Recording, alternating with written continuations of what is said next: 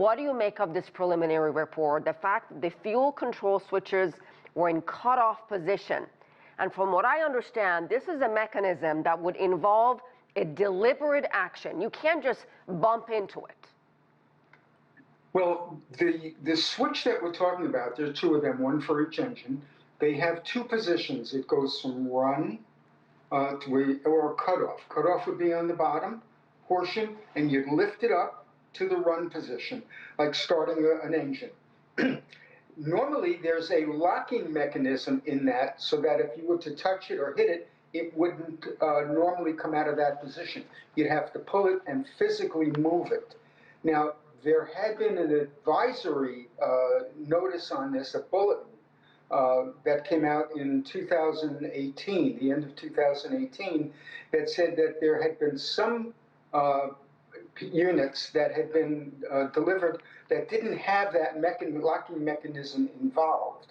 Now, whether or not that was the key to this situation, that it could have come out on its own, that's so rare. It's almost unlikely. But Mark, regardless of that, whether they'd had that mechanism or not, it was locked, aren't the pilots in the cockpit supposed to check every safety mechanism before taking off, including that?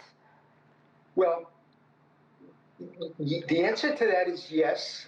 But remember that once you start the engine, you've put that into that position with the assumption that it's going to be there and stay there.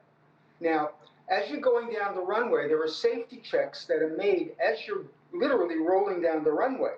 And there's a point on the takeoff called V1, which if you have any type of problem, any type of an issue that would prohibit you from wanting to continue the takeoff, that's the last time that you're legally able to stop and abort the takeoff. Once you've hit that, you legally must take off.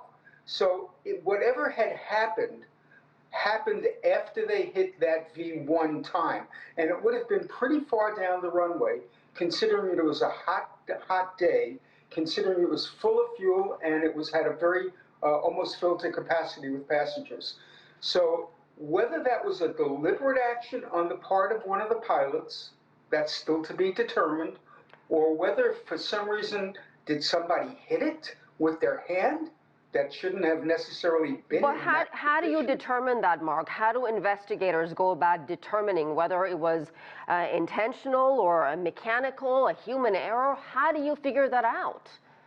I'm not sure, and I'm not sure that they're going to be able to figure that out either.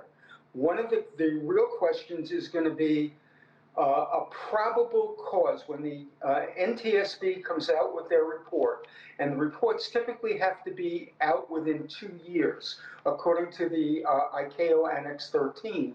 They have to come out with a report within 2 years. They may not have the exact answer. They may have a reason why those engines stopped, that the cutoffs were in that position.